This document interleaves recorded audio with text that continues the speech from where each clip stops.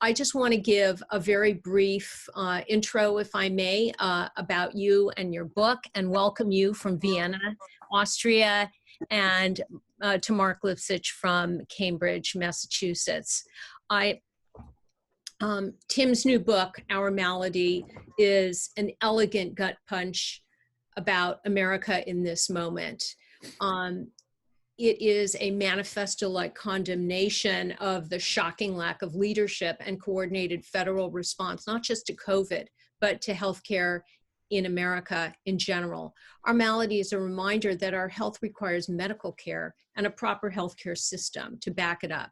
Tim's dire medical experience left him, a privileged white guy from Yale, a victim of shoddy care, of rushed healthcare workers who have no time to care for their patients or even read his medical file. And he asks most basic questions, such as how can we possibly be a free people if we're ill and are at the mercy of a system that can make us unwell instead of better? He offers some sound solutions that will no doubt really piss off the profiteers of commercial medicine. Dr. Marc Lipsitch is a professor of epidemiology at the Harvard T.H. Chan School of Public Health. His areas of interest include host-induced immunity and vaccine-induced immunity. And in his spare time, he directs the Center for Communicable Disease Dynamics. I urge you to visit our website, writersblockpresents.com, to find the link to Chevalier's books to purchase a copy of Our Malady. We're less than 8 weeks away from the election, and healthcare and leadership are very much on this ballot. If you like the programs we bring you, I hope that you'll visit writersblockpresents.com and make a contribution to help keep these running. Thanks as always, and belatedly and at last, here's Timothy Snyder and Marc Lipsitch. Thank you.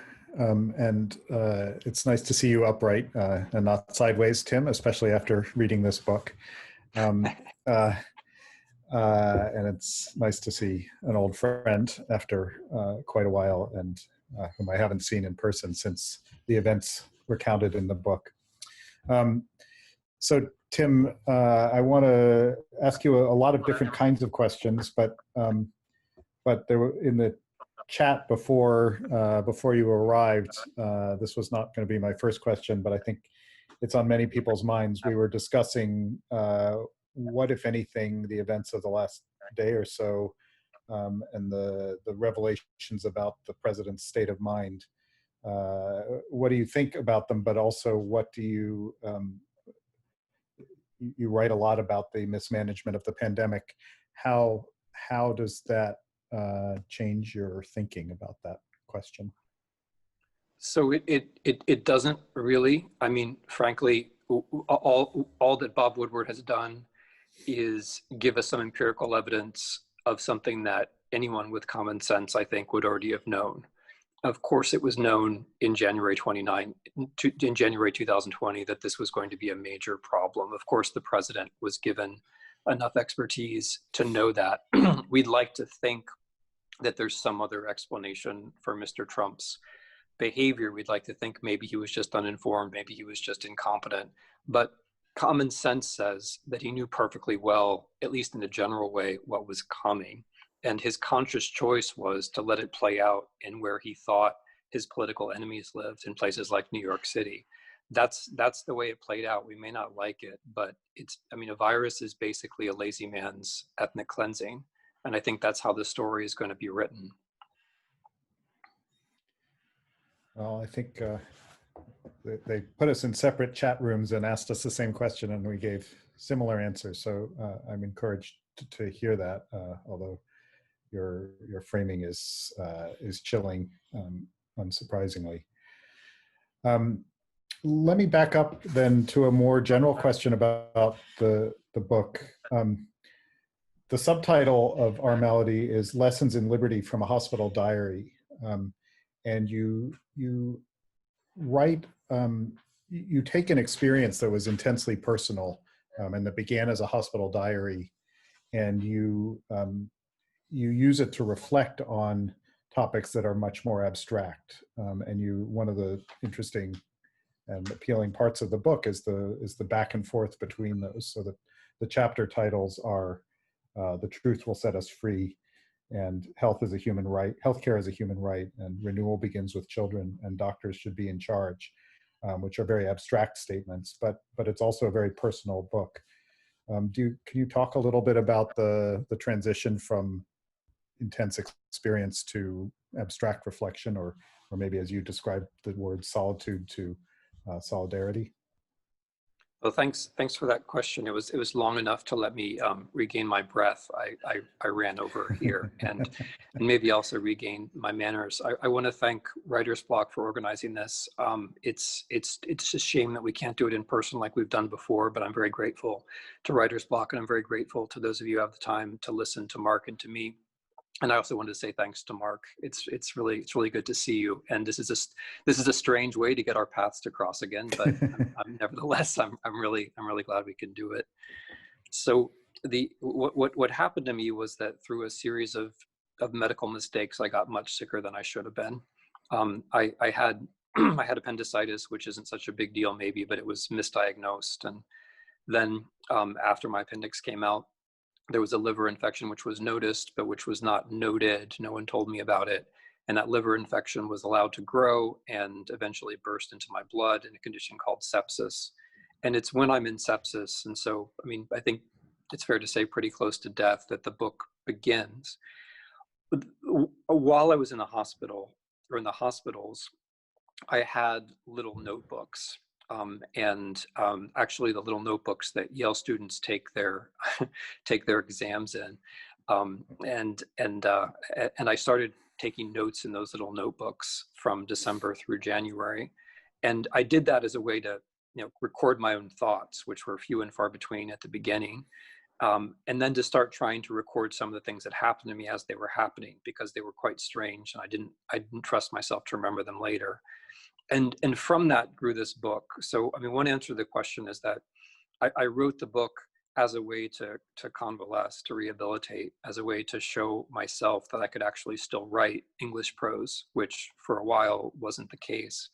But more importantly, what I realized was that all these things which seemed to me like bad luck or a bad choice by a doctor are actually just examples of systemic problems. And so I began to realize that, as the introduction quite rightly said, here I am, I'm coming into a place, I'm at home, I'm a middle-aged articulate white guy. I even have a doctor helping me. And nevertheless, these odd things kept happening. And so what I thought is, I can try to show how these systemic inequalities mess up the system. I can try to move from the situation where I'm very much alone to thinking about how other people are affected within the system and how we could find our way out. In the book, I mean, in my life, the emotions that I felt at the very beginning were rage, and I needed the rage to get through it.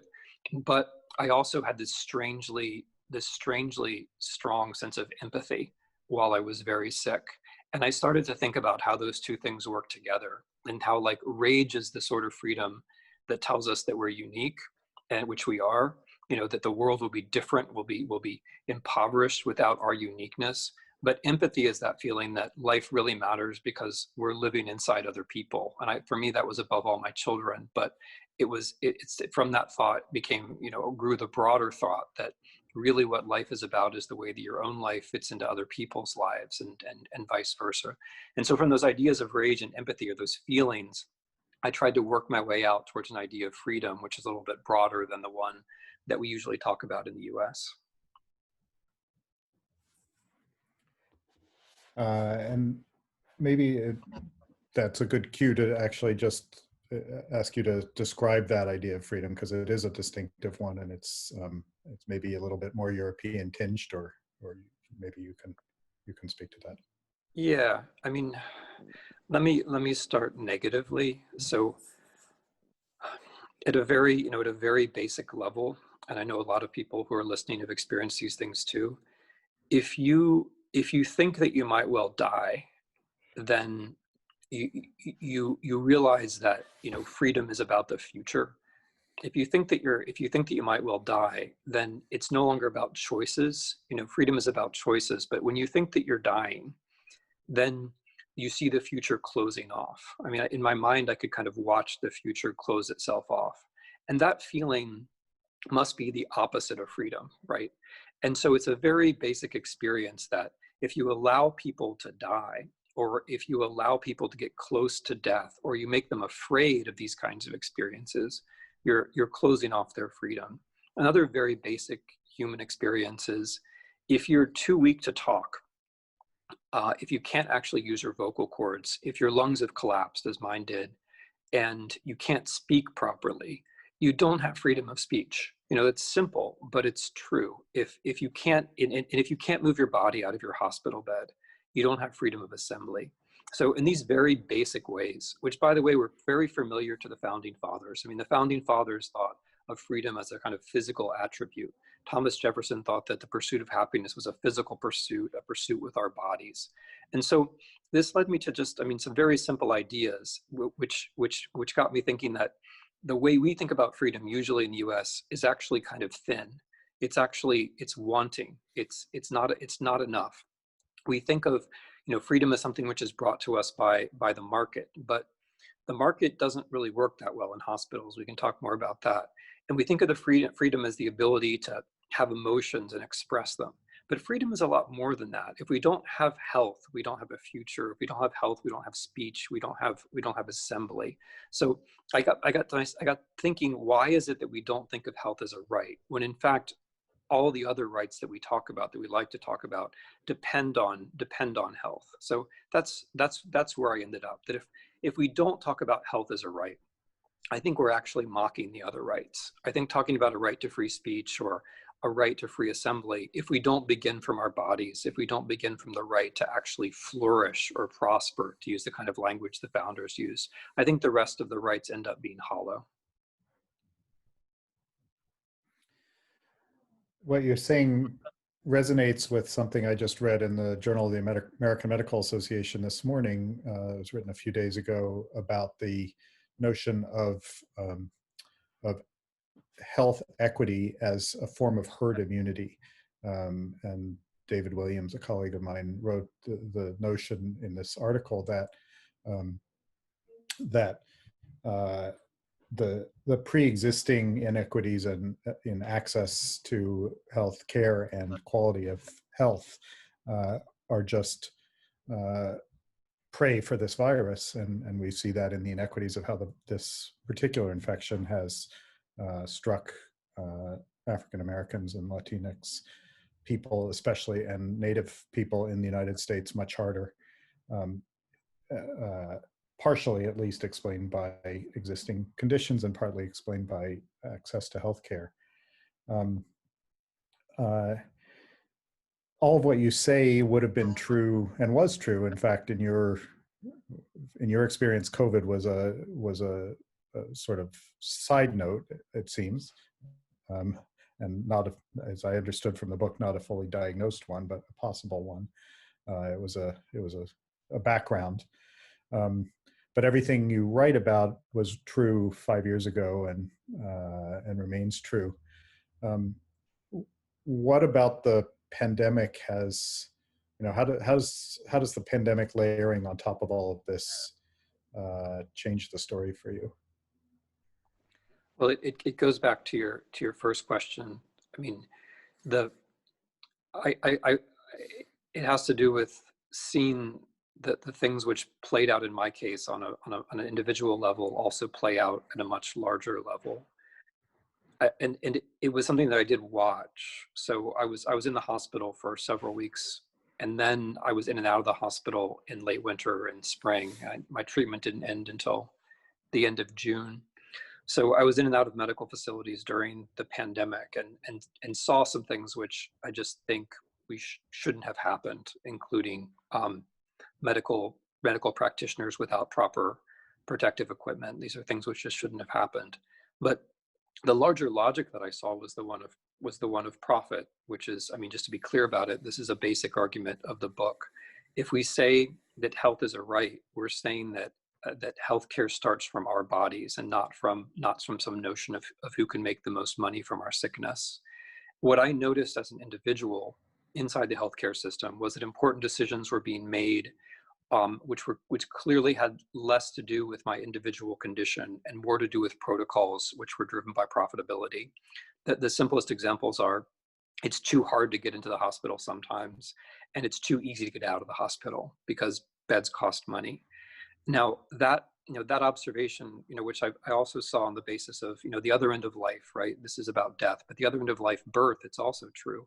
It's too hard for women to get into maternity wards, and it's too easy for them to get out, which is one of the main reasons why so many American women and their babies needlessly die. And that's all about money. It's not about anything else. We can tell ourselves stories, but that's just about money.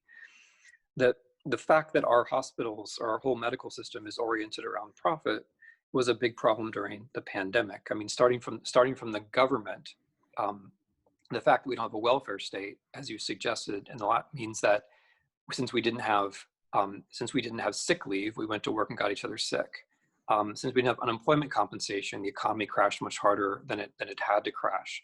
But then inside the system itself, people received very different levels of care based upon as a result of inequality.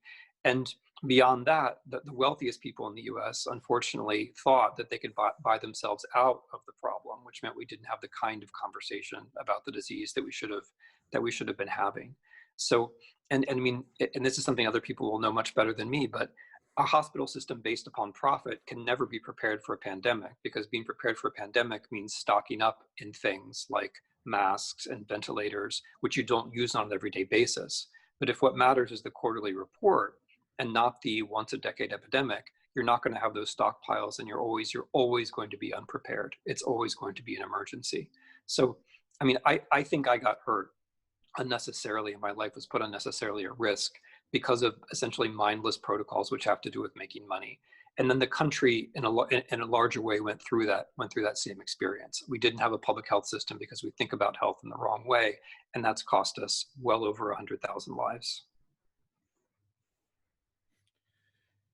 Yeah, I think my perspective is that it especially, I mean, emphasized by yesterday's stories, I agree with you fully that we didn't have a strategy, that it was implausible that there was any other explanation. But it does seem that we do have a public health system of sorts, and it could have been.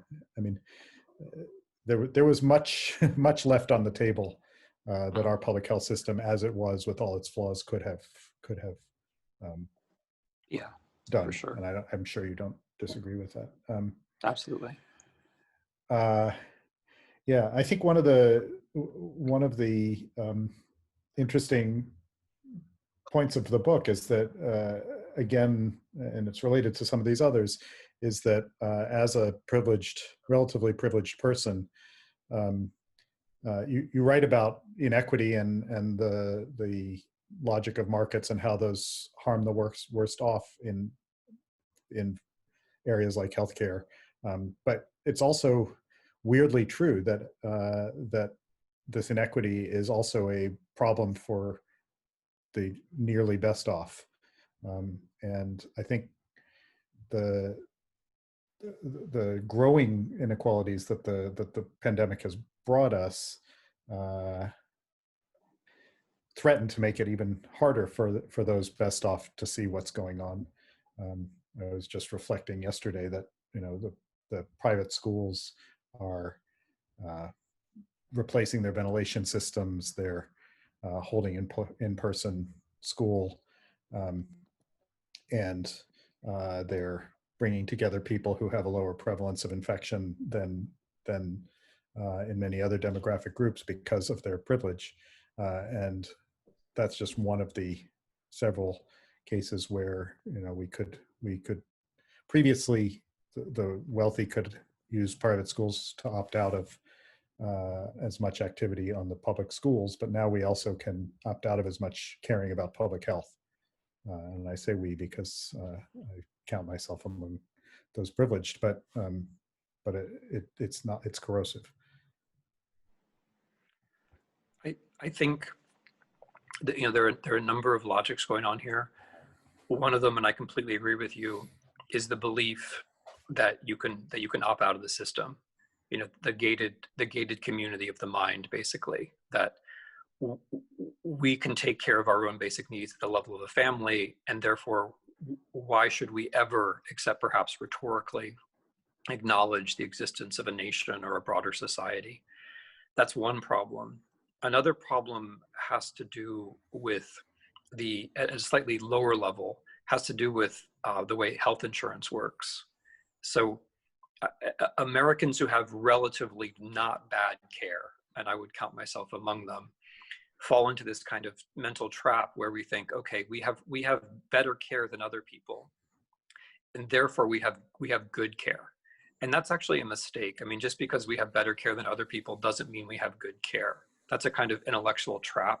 Actually, almost everybody in America, including quite privileged people, have worse care than, the guy who cleans up a movie theater in Vienna or Stockholm, or the guy who works a cash register in a grocery store in Berlin probably has better health care than all but the very richest people in the US, and certainly doesn't worry about healthcare the way that Americans do, because the very fact that it's a competition, and that every time you go into the hospital, part of your brain is aware that this is about access and privilege and relative standing.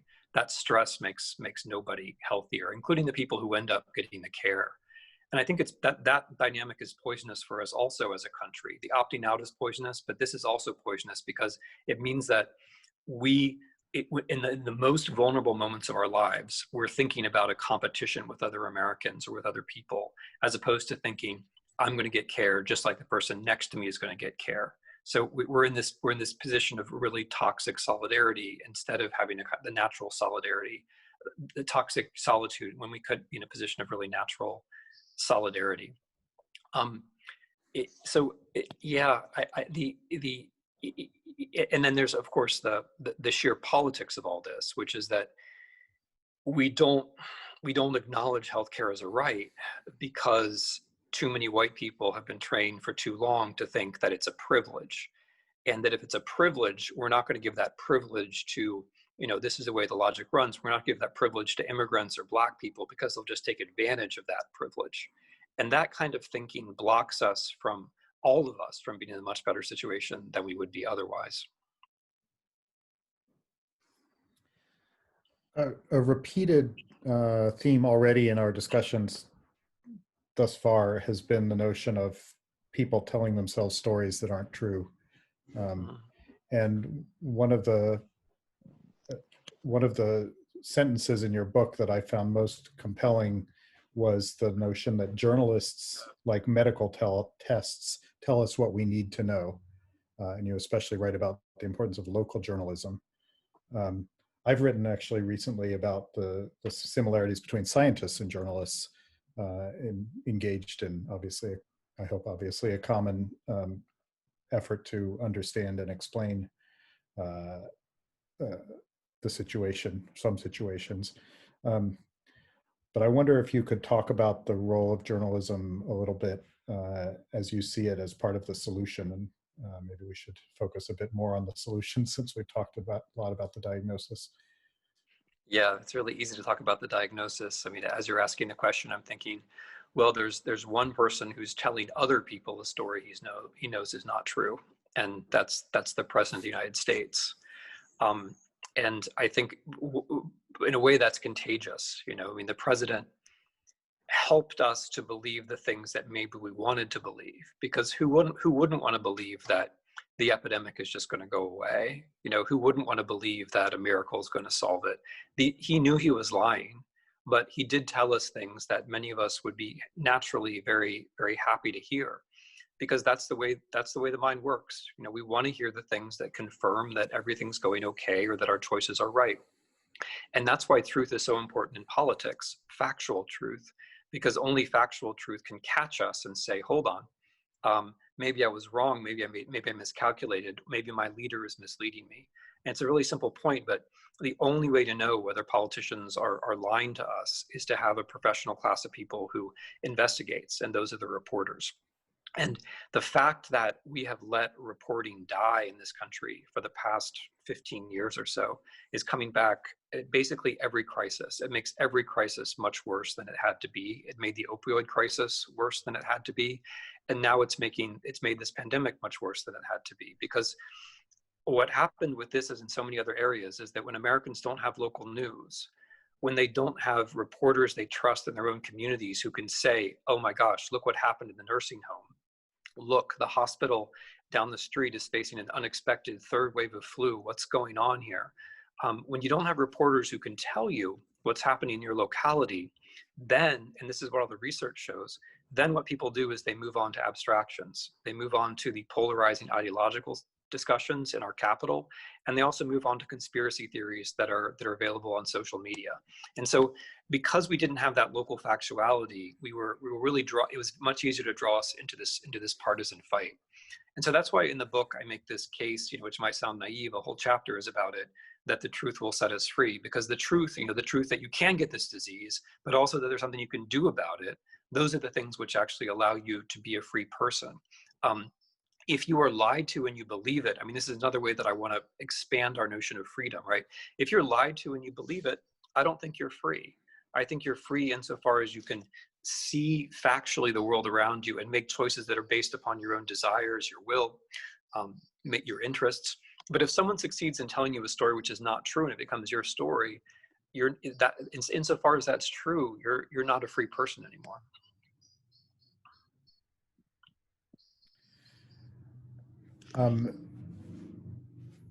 I wonder if you could talk a bit more more generally about what you see as some of the ways out of this. I mean, it's many layered mess, and your chapter titles are pretty indicative. But in more specifics, what do you see as ways that things could get better, that are within our power?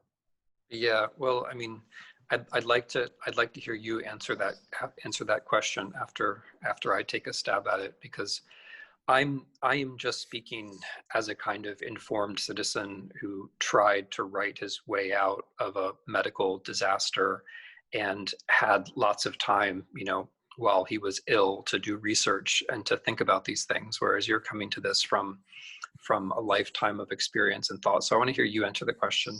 I'll give you my brief answer first. My brief answer is that first, we have to think more broadly about health and freedom and get them together in our minds. The fact that we leave our body out of our discussions of freedom means that our bodies then become vehicles of profit. And the market's a good thing insofar as it brings us objects that we want. Fine, great. But when our body becomes the object, as it is in our system, sadly, then you're not free. Then you're the object, and someone else is deciding what happens to you. So we need to get over this business that health is for the left and freedom is for the right, and realize that, as Americans, realize that health and freedom have to go together. Another thing we have to do, and again, like, I write this book not on the basis of life, I write on the basis of freedom. We have to think about children becoming free people.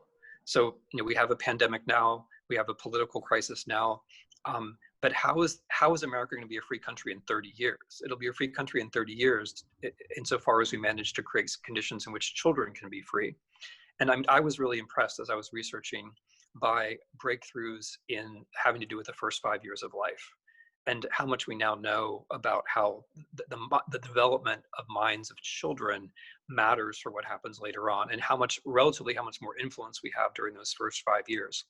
It seems to me if you care about freedom, you have to care about that. It's not enough to say we're just going to give people choices. That's not freedom. I mean, you can't, if you start from birth, I mean, birth is where our story of freedom goes to die. If you start from birth, it makes no sense to say freedom is just letting people have choices. You can't leave a newborn, outside and say, hey, you're free. That doesn't make any sense. And once we realize that freedom is a matter of building up capacities, then we think, okay, where do you build up capacities? You build up capacities before all with children.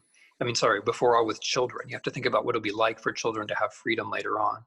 And then the third thing we talked about is journalism. I think we need to tax the social platforms because they already make money on other people's reporting. We have to find ways to divert a serious amount of money into local reporting so that people don't live in news deserts. Most of the United States is now a news desert. And that means that we don't share a fabric of factuality. I think it's normal we have different values. It's normal we have different emotions. But when we don't have the same set of facts, then we can't really function as a nation, whether it's healthcare or anything else. And then the final thing is, and this is an interesting one for me because the doctors themselves sometimes fight against it, but I think that we have to liberate the doctors. We have to emancipate the doctors. I mean, not every doctor is great. I mean, the whole book in a sense is about how not every doctor is great, but the doctors are operating in a system which is unfair to them. It's unfair to them that their college debts are just as high, whether they go into general practice or whether they go into a specialty. It's unfair to them that if they work for private hospitals, they're subject to gag rules. That should not be allowed to happen.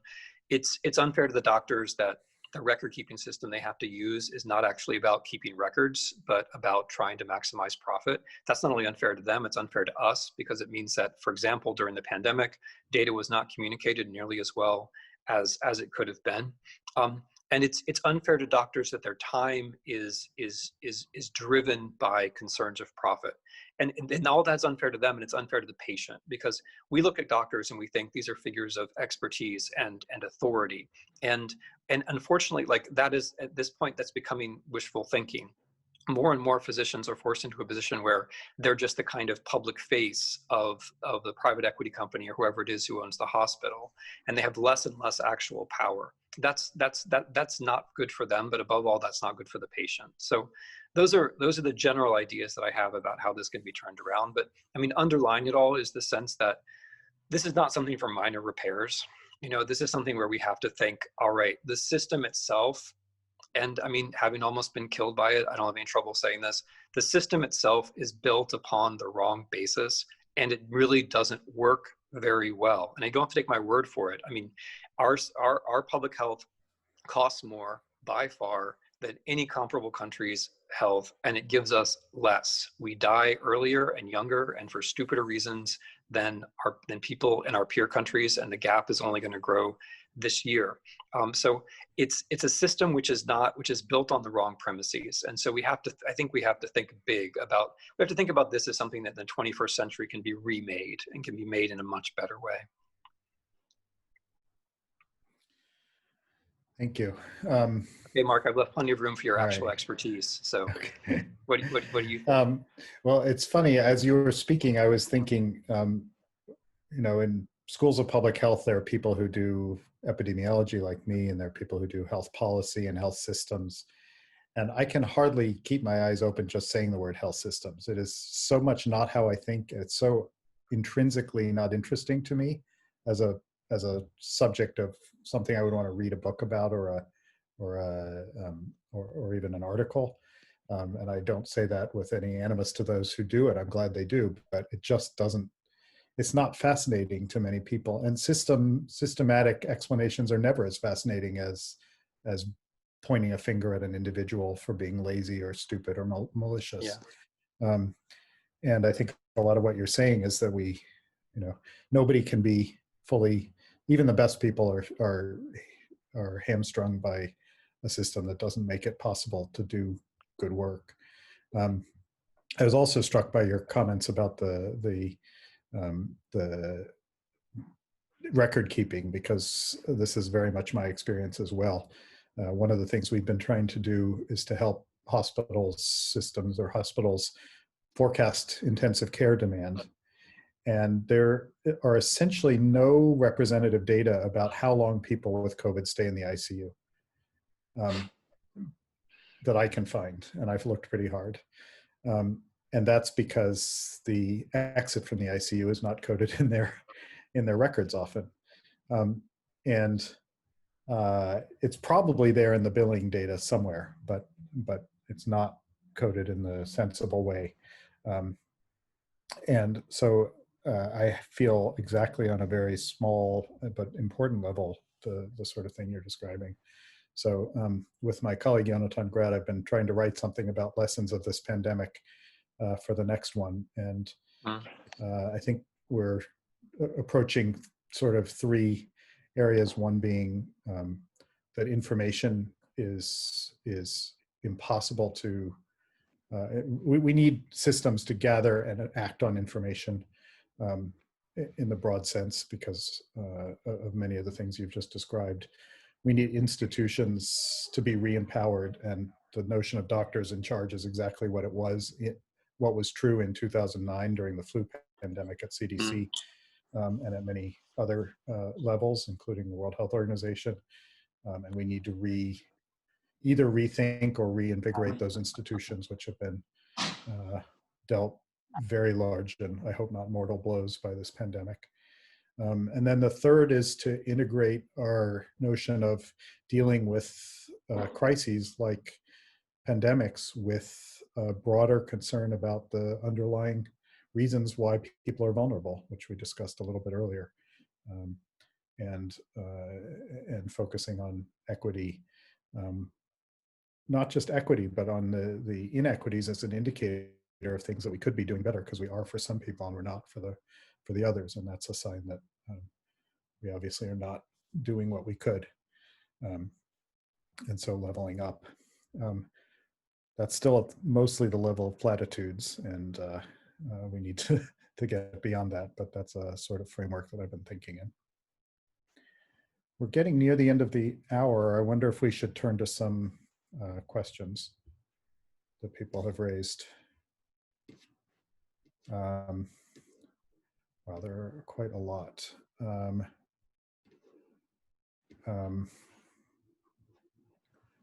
We do have a lot. Here's one that both of you could speak to.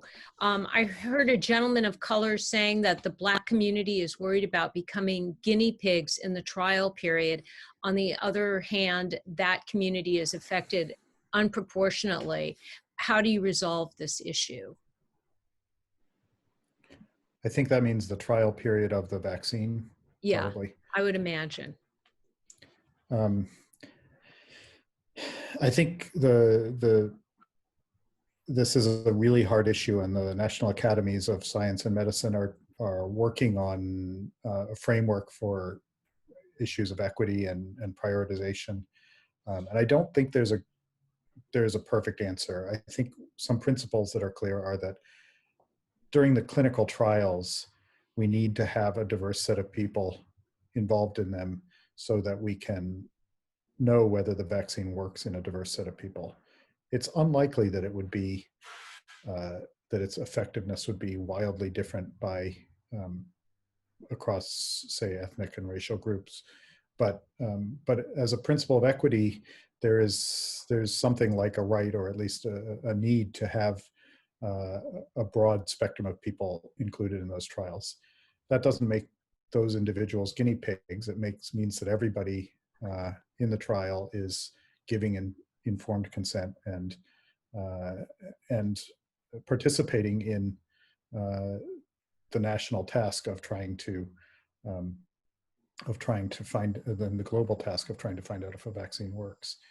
Who gets prioritized in the rollout of a vaccine once there's evidence that it works is an even more complicated issue in my view. And I'm not sure we have time to answer that here, but I think there are strong arguments for many different possible approaches. But our own work, in fact, some of which just came out as a preprint this afternoon, suggests that prioritizing those who are at highest risk of severe outcomes of the disease under almost every scenario is an efficient way to do it in terms of maximizing the impact of limited vaccine supplies, because the differences in risk are so great that even if a vaccine is not so effective in some people, a little bit of effect in the highest risk groups is actually probably better than a lot of effect in lower risk groups. But that's another long discussion.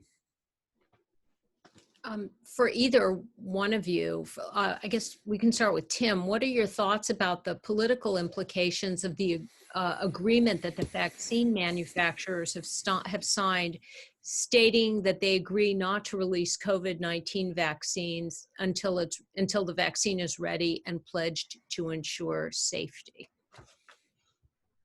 Well, I'll let Mark say a bunch of smart things about that. Let me just say one thing, which is that it's extremely important as a matter of principle to assert in these kinds of questions the issue of truth.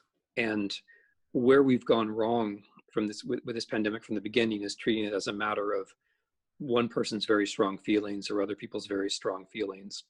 In failing to test, we failed to spread factuality throughout the country, and we spread emotion instead, which led to division and which led to death. That's the mistake with tests that we could also make with the vaccine. If we choose to see the vaccine as a matter of one person's very strong emotions or another person's very strong emotions, there will be unforeseen consequences, there will be disorder, and there will be death. So it makes a lot of sense for the people who are involved in this process to be asserting that there are basic questions of experimentation and factuality that come before anyone's strong preferences, regardless of who that person is, regardless of whether it's the president or anyone else. Yeah, I think I would add that it is extraordinary that, and in some sense wonderful, horrible that it had to happen, and wonderful that it did happen given the need, that companies, which are the regulated, are essentially saying, we don't know whether the regulators are going to hold us to the standards that we should be held to, but we're going to hold ourselves to that standard. And that's not how it's supposed to be. It's supposed to be a slightly antagonistic relationship, constructively antagonistic, where they tout the benefits and the regulators assert a conservative and show me the data approach. And it's just bizarre that those statements had to be written, and very encouraging in some sense that they were written. I think Tim's exactly right that if, and I began to say this right as he was getting on the call, if there is a vaccine, if there's data on a vaccine that's really compelling, that at least it's seems to be safe in the short term, which is all we'll know in the next few months, because people will have only had the vaccine for a few months in the trials.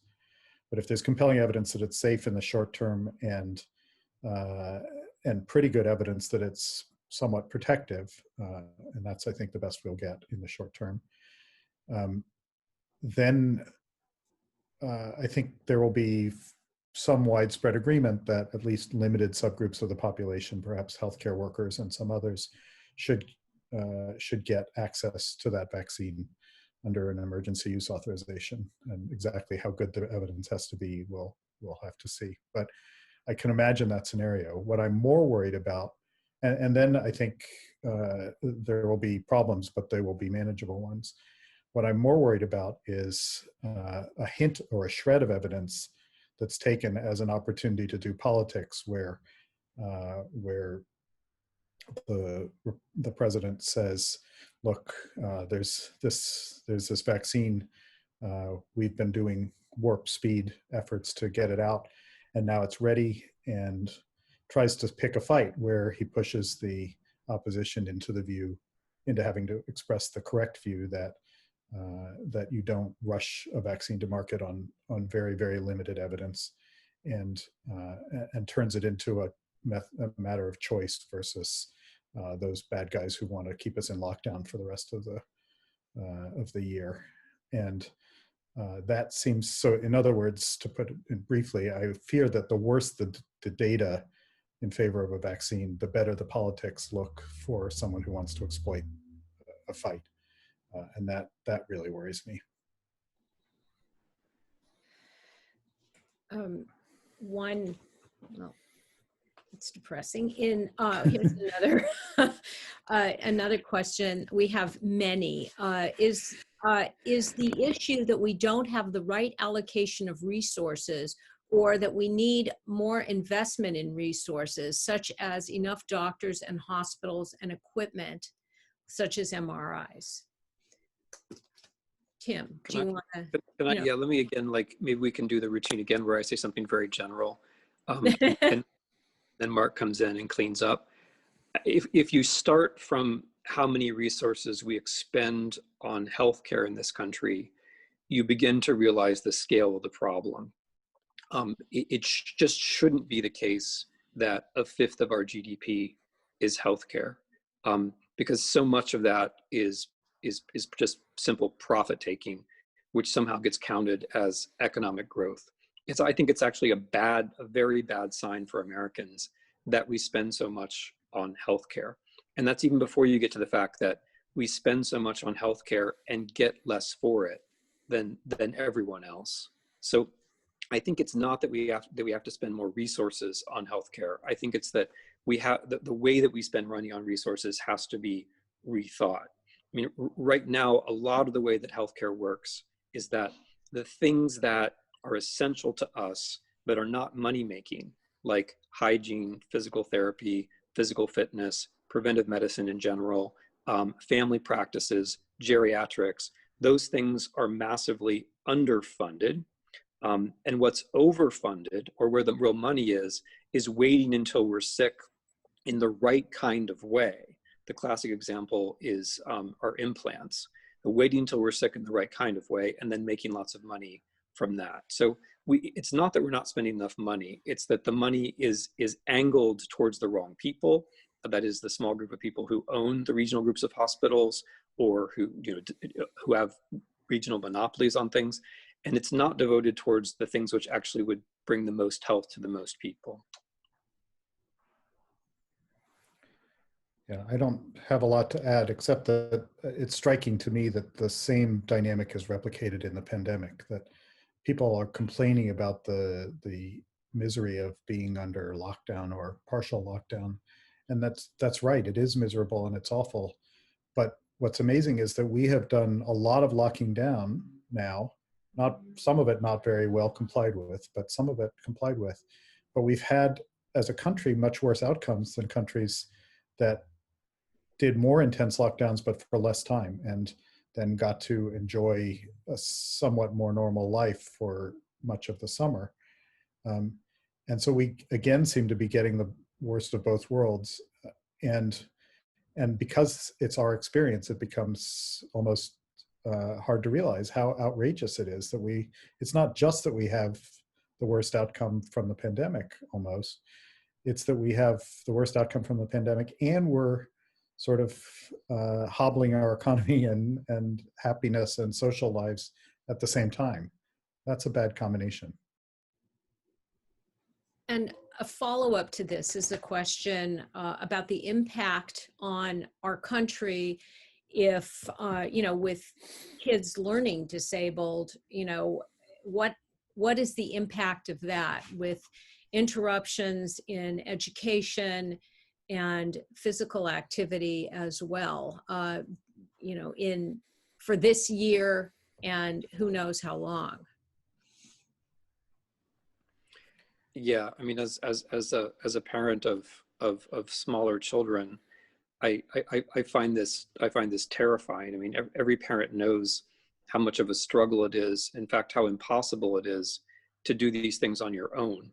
If you want children to be educated and you want them to have physical activity, you need the teachers and you need the coaches and you need the playgrounds, you need the institutions. You can't do it on your own unless, of course, you have lots of resources. And as Mark has already said, that means that the privatization of basically everything is continuing. The privatization of childhood is now intensifying. And I think the question is extremely well grounded, because we can be outraged, at the moment of the privatization of childhood, but the real damage is done down the line, 10 years down the line, 15 years down the line, when the majority of kids haven't received the things that they need to receive in the early 2020s. And when those gaps not only reproduce but exacerbate the inequalities at the level of their parents' generation.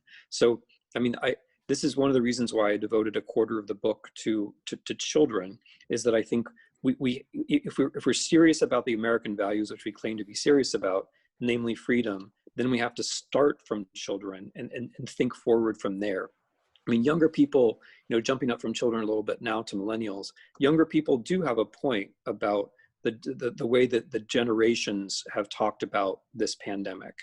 They do have a point that even though they're less likely to get sick, the way that the economy has been wrecked and their education has been disrupted is going to end up over their long lives affecting them in some ways the most. Let's end with this question that came in yesterday. Joe Biden was part of the administration that gave us the Affordable Care Act. What improvements would you want to see Biden implement if he wins, having been one of the principals in the ACA?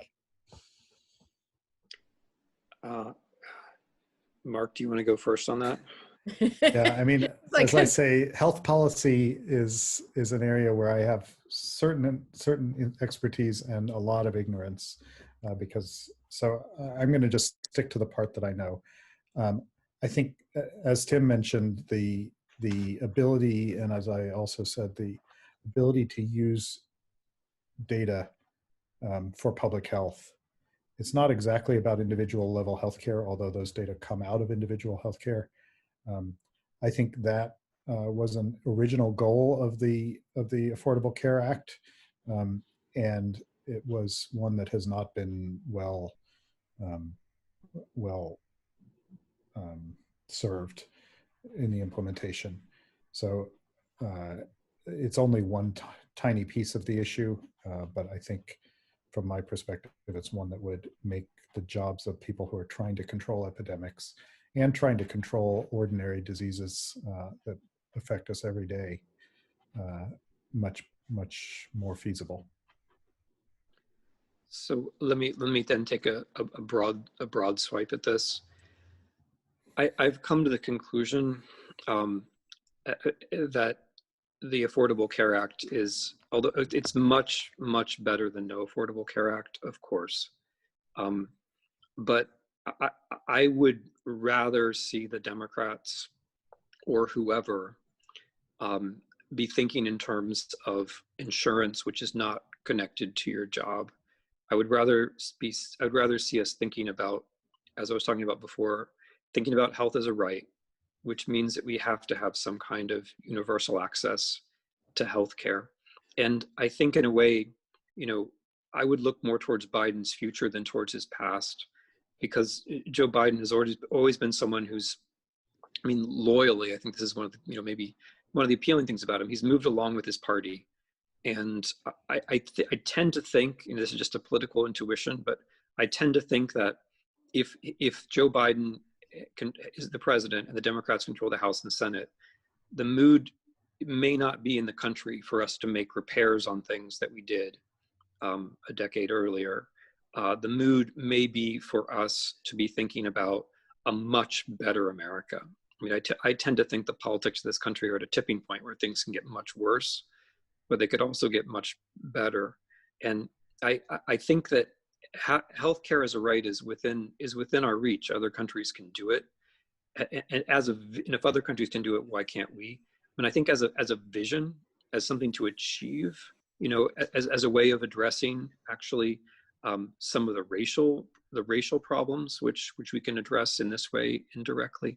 I think that as a vision, healthcare for everyone, universal healthcare, might also be more appealing. If you're a young person, like, life expectancy in this country peaked in 2014. In 2014, what does it mean for a young person to look ahead and think, wow, life expectancy has already peaked. I'm going to be spending more money than my parents and grandparents, and I'm going to die sooner. Terrific.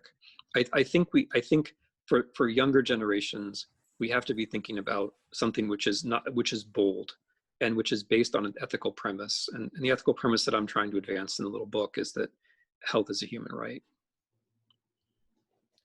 This little book, Our Malady, is so not a little book. Somebody wrote in who comes to Writer's Blog programs, says that it's the most important book that he's read in a long time and that everyone should read it. So I echo his sentiments. I so appreciate both of you being here. Marc, thank you so much for such a brilliant discussion. Tim, it's always great to have you at Writer's Block, and I wish this were in person too, but we got Marc out of it, so there's the great benefit. Our Malady is available all over the place. Chevalier's has it too, and I urge you to read it. Thank you so much to all of you.